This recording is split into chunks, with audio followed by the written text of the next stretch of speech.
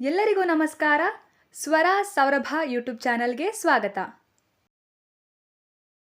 ಹಿಂದಿನ ವಿಡಿಯೋದಲ್ಲಿ ನಾವು ಕುಂಭಮೇಳದ ಪೌರಾಣಿಕ ಕಥೆ ಅಂದರೆ ಸಮುದ್ರ ಮಂಥನದ ಕಥೆಯನ್ನು ತಿಳ್ಕೊಂಡಿದ್ವಿ.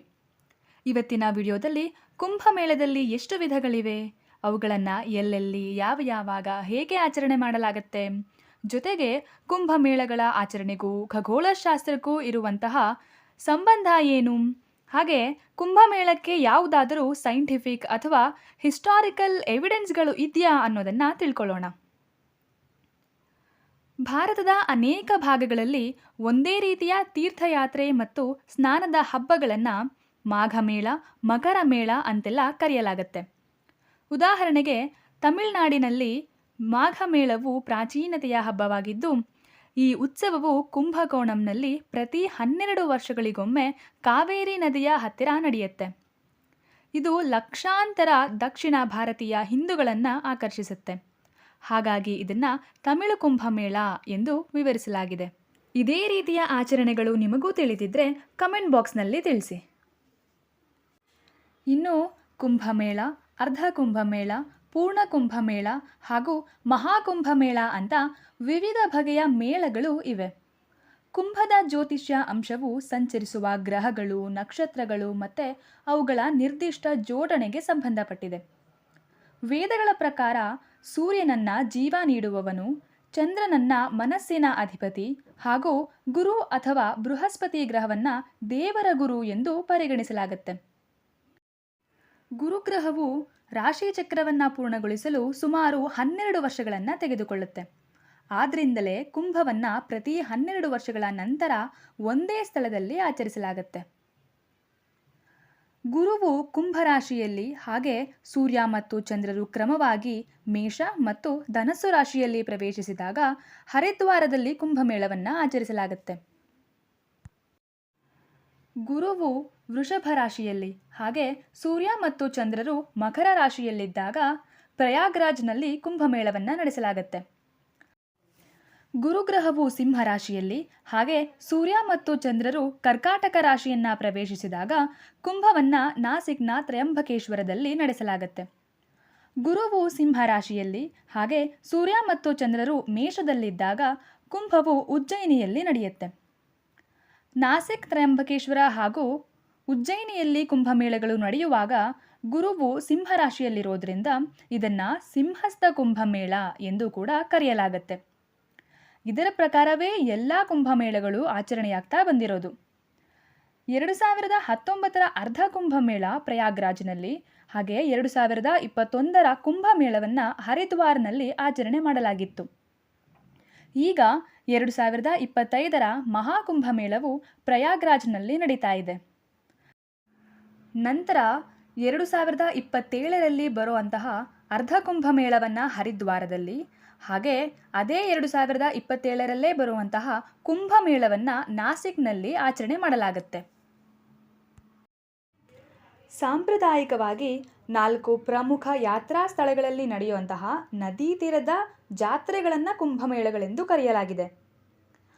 ಈ ಕುಂಭಮೇಳಗಳು ನಾಸಿಕ್ನ ತ್ರಯಂಬಕೇಶ್ವರದಲ್ಲಿ ಗೋದಾವರಿ ನದಿಯ ದಡದಲ್ಲಿ ನಡೆಯುತ್ತೆ. ಪ್ರಯಾಗ್ರಾಜ್ನಲ್ಲಿ ಇದು ಗಂಗಾ, ಯಮುನಾ ಮತ್ತು ಅದೃಶ್ಯ ಸರಸ್ವತಿ ನದಿಗಳು ಒಟ್ಟುಗೂಡುವಂತಹ ಸಂಗಮದಲ್ಲಿ ನಡೆಯುತ್ತೆ. ಹಾಗೆ ಹರಿದ್ವಾರದಲ್ಲಿ ಗಂಗಾ ನದಿಯ ತೀರದಲ್ಲಿ ಮತ್ತು ಉಜ್ಜಯಿನಿಯಲ್ಲಿ ಶಿಪ್ರಾ ನದಿಯ ತೀರದಲ್ಲಿ ನಡೆಯುತ್ತೆ. ಈ 4 ಸ್ಥಳಗಳು ಅಂದರೆ ನಾಸಿಕ್ನ ತ್ರಯಂಬಕೇಶ್ವರ, ಪ್ರಯಾಗ್ರಾಜ್, ಹರಿದ್ವಾರ್ ಹಾಗೆ ಉಜ್ಜಯಿನಿ, ಇವುಗಳು ಪುರಾಣದ ಪ್ರಕಾರ ಅಮೃತ ಬಿದ್ದಂತಹ ಸ್ಥಳಗಳು. ಕುಂಭಮೇಳದ ಸಂದರ್ಭದಲ್ಲಿ ಈ ಸ್ಥಳಗಳಲ್ಲಿ ಹೆಚ್ಚು ಶಕ್ತಿ ಇರುತ್ತೆ ಅಂತ ಕೂಡ ಕೆಲವರು ಹೇಳ್ತಾರೆ. ಇನ್ನು ಕುಂಭಮೇಳದ ಇತಿಹಾಸಕ್ಕೆ ಬರೋದಾದರೆ, ಮೊದಲ ಕುಂಭಮೇಳ ಕಾರ್ಯಕ್ರಮವನ್ನು 1870ರಲ್ಲಿ ಬ್ರಿಟಿಷರ ಮೇಲ್ವಿಚಾರಣೆಯಲ್ಲಿ ಆಯೋಜಿಸಲಾಗಿತ್ತು. 19ನೇ ಶತಮಾನಕ್ಕಿಂತ ಮೊದಲು ಕುಂಭಮೇಳ ಎಂದು ಕರೆಯಲ್ಪಡುವ ಈ ಸಾಮೂಹಿಕ ತೀರ್ಥಯಾತ್ರೆಗಳಿಗೆ ಯಾವುದೇ ರೀತಿಯ ಐತಿಹಾಸಿಕ ಅಥವಾ ಸಾಹಿತ್ಯಿಕ ಪುರಾವೆಗಳು ಇಲ್ಲ. ಆದರೆ ಐತಿಹಾಸಿಕ ಹಸ್ತಪ್ರತಿಗಳು ಮತ್ತು ಶಾಸನಗಳಲ್ಲಿ ಹಿಂದೂ ಧರ್ಮದಲ್ಲಿನ ವಾರ್ಷಿಕ ಮಾಘ ಮೇಳದ ಸಾಕಷ್ಟು ಪುರಾವೆಗಳು ಇವೆ. 6 ಅಥವಾ 12 ವರ್ಷಗಳ ನಂತರ ಈ ರೀತಿಯ ಮೇಳೆಗಳಲ್ಲಿ ಬೃಹತ್ ಸಂಖ್ಯೆಯಲ್ಲಿ ಜನರು ಸೇರುತ್ತಾರೆ ಮತ್ತು ಆಚರಣೆಗಳಲ್ಲಿ ಪವಿತ್ರ ಸ್ನಾನ ಮಾಡುತ್ತಾರೆ ಎಂಬುದರ ಉಲ್ಲೇಖಗಳಿವೆ. ಬ್ರಿಟಿಷರು ಭಾರತಕ್ಕೆ ಬಂದ ನಂತರ ಕೆಲವು ಕಾರಣಗಳಿಂದ ಈ ಮೇಳಗಳನ್ನು ಕುಂಭಮೇಳಗಳು ಎಂದು ಕರೆದಿರಬಹುದು ಎಂಬುವ ಚರ್ಚೆಗಳು ಕೂಡ ಇವೆ.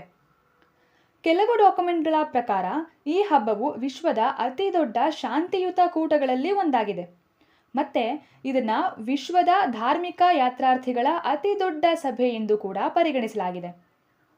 ಯುನೆಸ್ಕೋನಲ್ಲಿ ಅಂದರೆ United Nations Educational Scientific and Cultural Organization ಇದರ ಪಟ್ಟಿಯಲ್ಲೂ ಕೂಡ ಕುಂಭಮೇಳದ ಉಲ್ಲೇಖಗಳು ಇವೆ.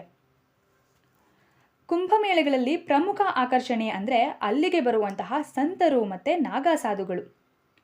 ಸನಾತನ ಧರ್ಮವನ್ನು ರಕ್ಷಣೆ ಮಾಡುವ ಪಣ ತೊಟ್ಟಿರುವ ಇವರುಗಳು ಕುಂಭಮೇಳದ ಸಂದರ್ಭದಲ್ಲಿ ಹಲವಾರು ಆಚರಣೆಗಳನ್ನು ನಡೆಸ್ತಾರೆ. ಇವರೂ ಸೇರಿದಂತೆ ಕುಂಭಮೇಳಕ್ಕೆ ಹೋಗುವಂತಹ ಜನರೆಲ್ಲರೂ ಪವಿತ್ರ ನದಿಗಳಲ್ಲಿ ಸ್ನಾನ ಮಾಡೋದ್ರಿಂದ ನಮ್ಮ ಎಲ್ಲ ಪಾಪಗಳಿಗೂ ಮುಕ್ತಿ ದೊರೆಯುತ್ತೆ ಅಂತ ನಂಬ್ತಾರೆ. ಹಾಗಾಗಿನೇ ಅಲ್ಲಿಗೆ ಹೋದ ಪ್ರತಿಯೊಬ್ಬರೂ ಕೂಡ ಪವಿತ್ರ ನದಿಗಳಲ್ಲಿ ಮಿಂದು ಬರ್ತಾರೆ. ಅಮಾವಾಸ್ಯೆಯ ದಿನದಂದು ಮಾಡುವಂತಹ ಶಾಹಿ ಸ್ನಾನ, ಆನೆ ಕುದುರೆಗಳ ಮೇಲೆ ಅಥವಾ ರಥದ ಮೇಲೆ ಪೇಶ್ವಾಯಿ ಎಂಬ ಸಾಂಪ್ರದಾಯಿಕ ಮೆರವಣಿಗೆ, ಅನ್ನ ಸಂತರ್ಪಣೆ, ಕೇಶಮುಂಡನ ಇವೆಲ್ಲವೂ ಕೂಡ ಅಲ್ಲಿ ನಡೆಯುವಂತಹ ಆಚರಣೆಗಳು. ಹಾಗೆ ಇದೆಲ್ಲದರ ಜೊತೆಗೆ ನಾಗಾಸಾಧುಗಳು ಹಾಗೆ ವಿವಿಧ ಅಖಾಡಗಳಿಂದ ಬಂದಿರುವಂತಹ ಸಂತರು ತಮ್ಮ ಬಳಿ ಇರುವಂತಹ ಶಸ್ತ್ರಾಸ್ತ್ರಗಳನ್ನು ಬಳಸಿ ವಿವಿಧ ರೀತಿಯ ಪ್ರದರ್ಶನಗಳನ್ನು ಕೂಡ ನೀಡ್ತಾರೆ.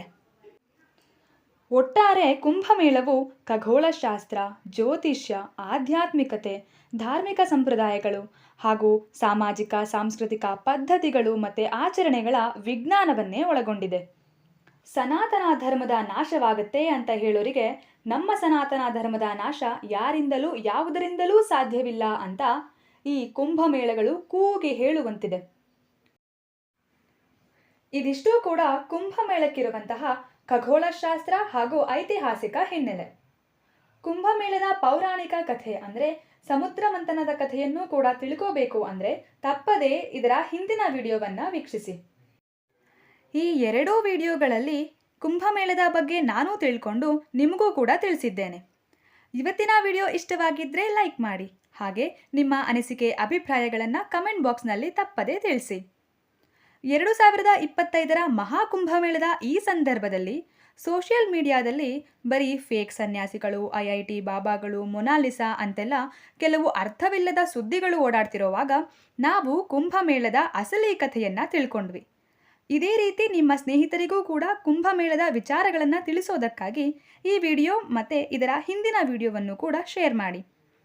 ಹಾಗೆ ಇನ್ನೂ ಹೆಚ್ಚಿನ ವಿಡಿಯೋಗಳಿಗಾಗಿ ಸ್ವರ ಸೌರಭ ಯೂಟ್ಯೂಬ್ ಚಾನಲ್ಗೆ ಸಬ್ಸ್ಕ್ರೈಬ್ ಆಗೋದನ್ನು ಮರಿಬೇಡಿ. ಈ ವಿಡಿಯೋ ನೋಡಿದ್ದಕ್ಕಾಗಿ ಧನ್ಯವಾದಗಳು. ಮತ್ತೆ ಸಿಗ್ತೀನಿ ಮುಂದಿನ ವಿಡಿಯೋದಲ್ಲಿ. ಅಲ್ಲಿಯವರೆಗೂ ಕಾಯ್ತಾ ಇರಿ.